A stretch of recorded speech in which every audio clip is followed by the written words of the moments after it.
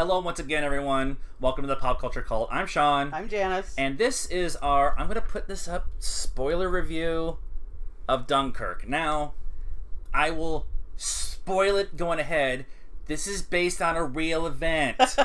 So, yeah. So there's not really too many spoilery kind of things to talk about, but we always want to put this up just to make sure people understand that we might say something in reviewing the movie. We haven't figured out how to do a non-spoiler review yet. We'll have to work on that at some point in time. Well, so this one will be less spoiler-filled because there's not a whole lot of dialogue, right, which we will probably talk about. Yeah, so your initial... I'm going to start because I've been waiting for this movie since January. Okay. So, yes. When they first announced this movie about this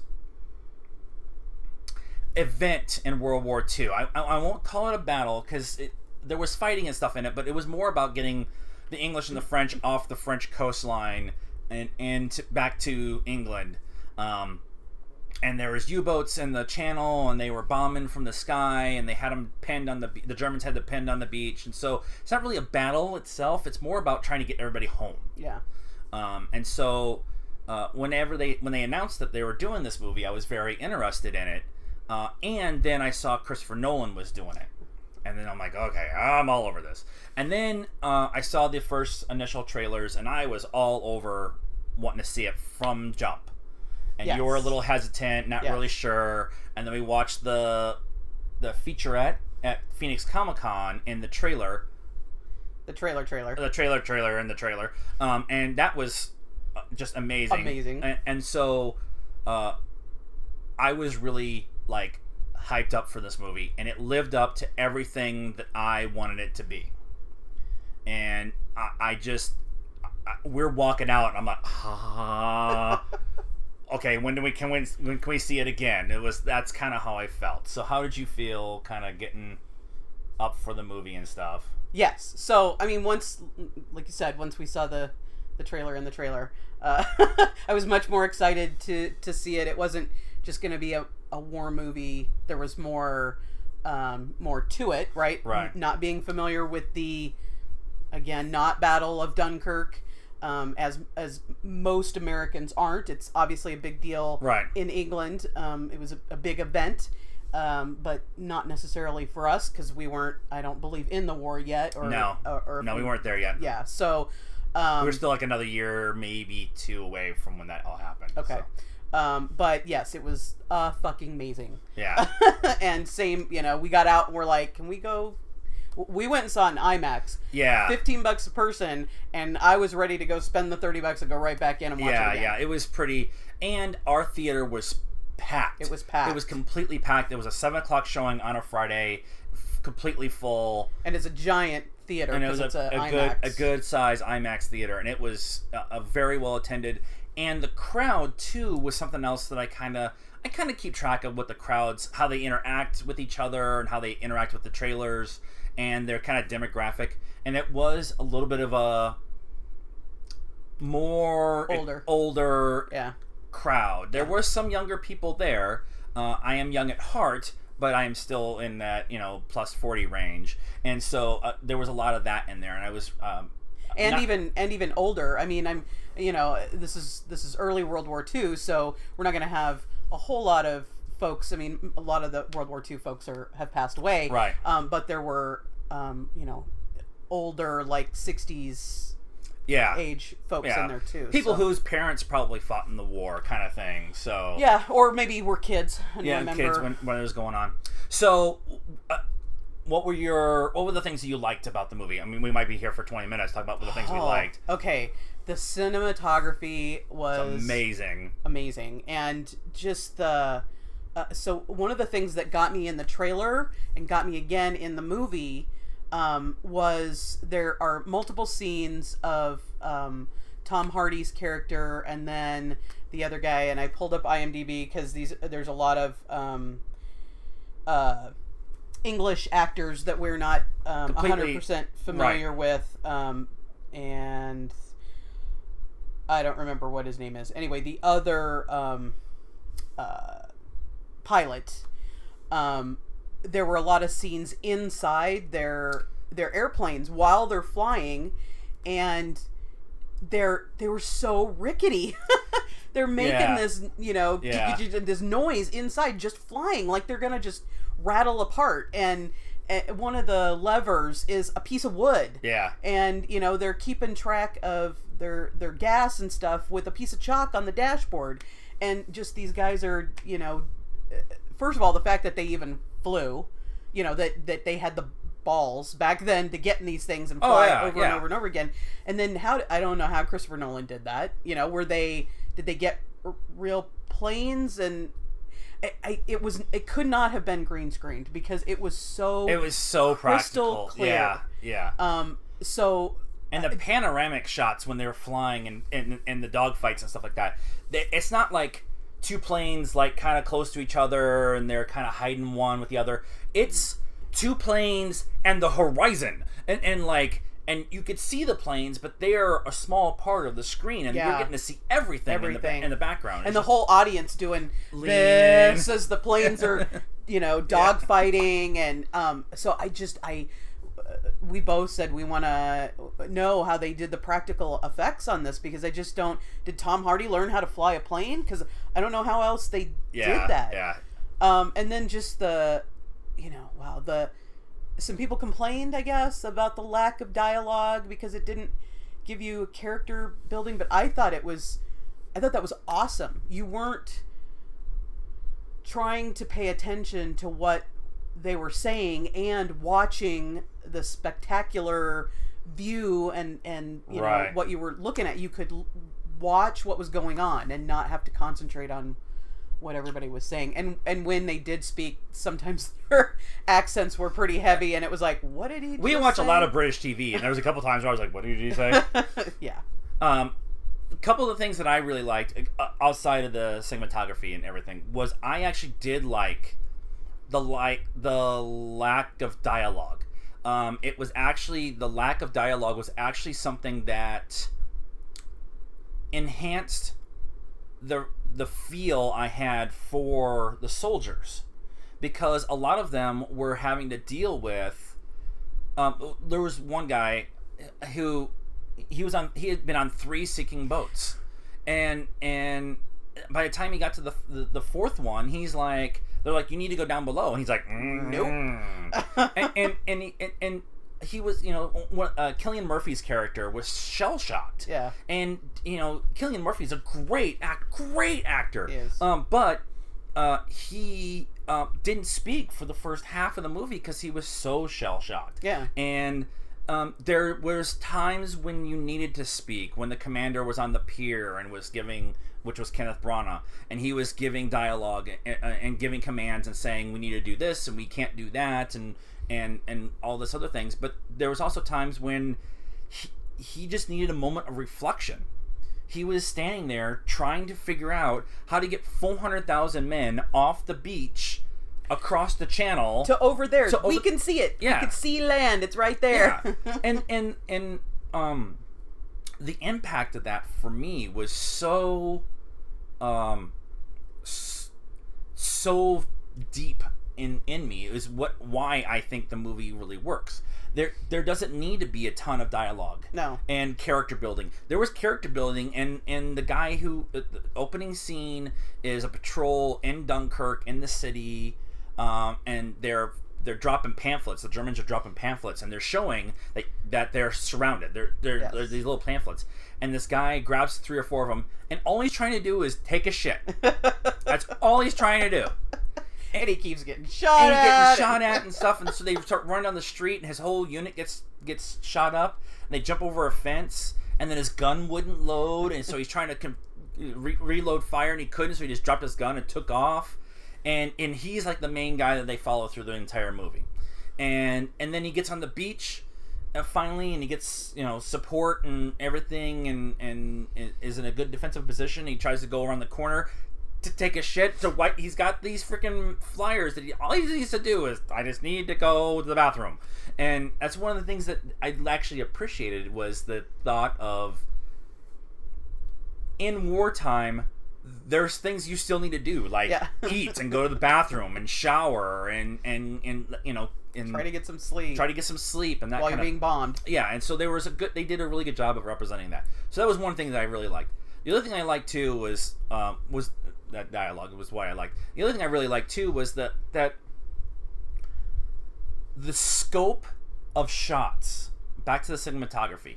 The scope of the shots. There's a shot early on when they're on the beach, and you can see all the soldiers lined up waiting to get on boats as the boats are coming in, and the water is so low that they have to bring these small boats in.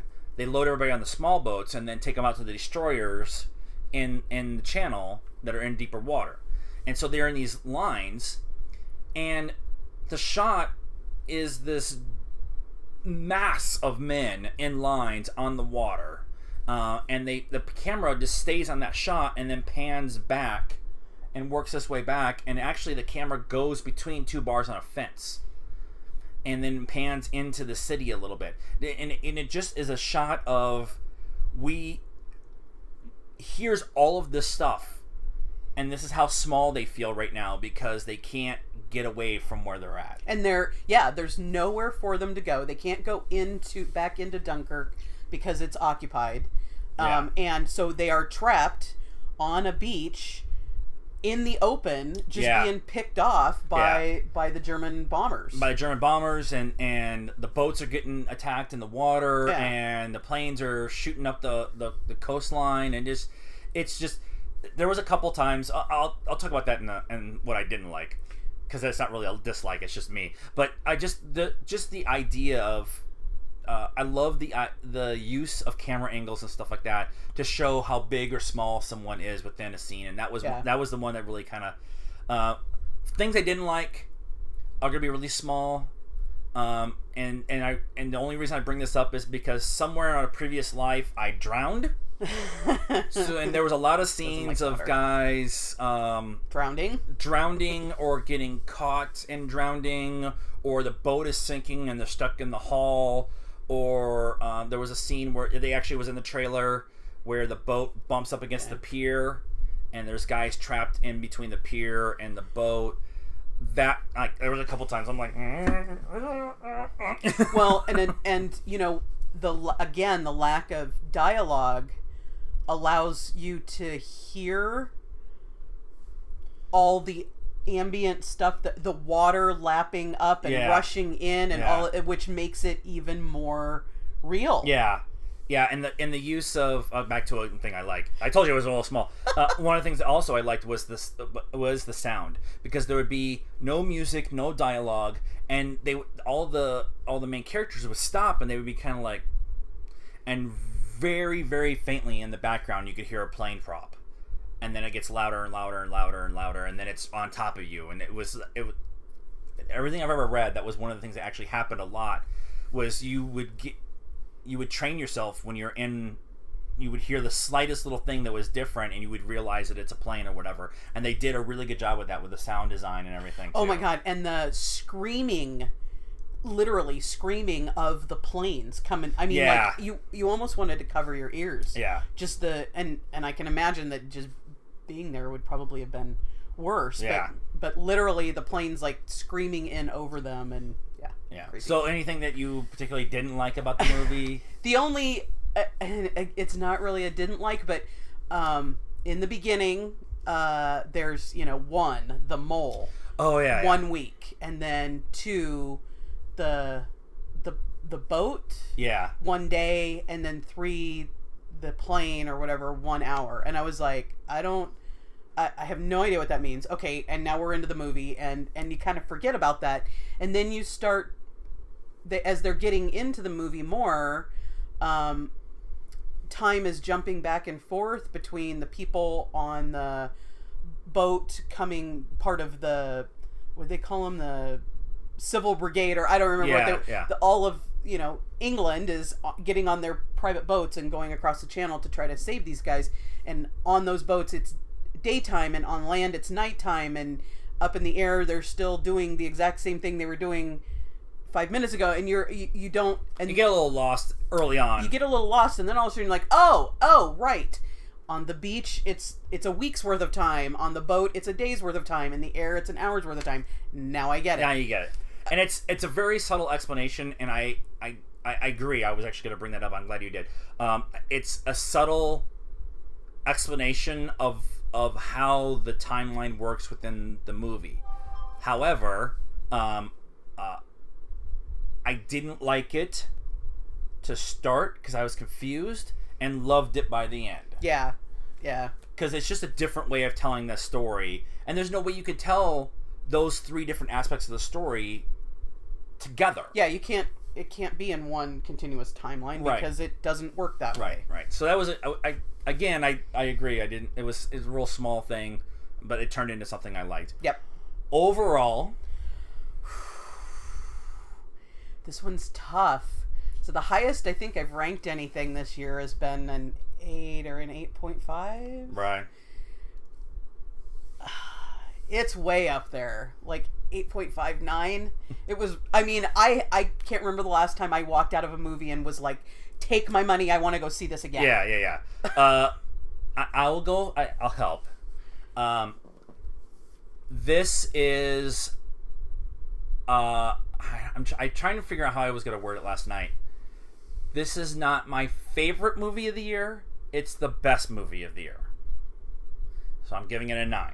Okay. Out of 10 pops. Pop. It will probably be in my top 3, and it probably won't be my top 1 because just the emotion that you get out of everything that happens. And I'm more of I like movies to have fun and be silly and whatever kind of thing. So I'm more probably gonna make it like 2 just on the pure basis that I had more fun with another movie. But it's the best movie we've seen all year. Yeah.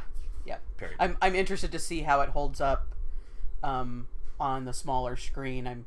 I'm like, do we buy it? Is it not going to hold up like after you've seen it a couple more times? I don't know. I feel like I want to buy it just to help, but to help, you want to be able to reward filmmakers for making good films, so by spending your money on them and that kind of thing. But I don't know if this is something I would want to watch a bunch of times either. So yeah, maybe we'll like red box it once and see how we feel about it, and then. Oh, I will buy it. However, if they have a whole bunch of extras on how they shot it. Oh yeah. So. Oh yeah, because I need to know. I need to know how they did that. We actually talked about it on the way home. I said it doesn't have to be a full-length documentary. Maybe a 45-minute to an hour kind of documentary on how they just shot the movie would just be awesome. Yeah. And I would say. It's probably the leader in the clubhouse in end of July for picture of the year for the Oscars. Definitely cinematography. I don't know how they don't. If it doesn't, get it. We still have another half of the year to go, and we're not even into the Oscar bait movies. But if this isn't one of the top 10 movies that get nominated at the Oscars for movie, it'll get nominated for sound design and cinematography and all that stuff, and not really for actors because there really wasn't a whole lot there for them, and there really isn't one main. Well, there is. It's you need to act without speaking. Right. No, I'm just saying there's not a quote unquote lead and a quote unquote supporting. Oh yeah, that's kind of true. guys. There's just everybody's kind of in this movie together. But if it's not one of the top 10 movies as of right now, it's there might be riots from here. So, any last thoughts? Go see Dunkirk. Go see it in IMAX. Go see it in IMAX. Oh my god. Yeah, it's definitely worth the money to see it in IMAX. Yep. So that's our thoughts on Dunkirk. We went a little long. That's okay because it's freaking amazing. And so please tell us what you thought of Dunkirk. Tell us if you're interested. I said this before. They are our boys, even though they are English and French. They're still our boys in that war, and they helped us win.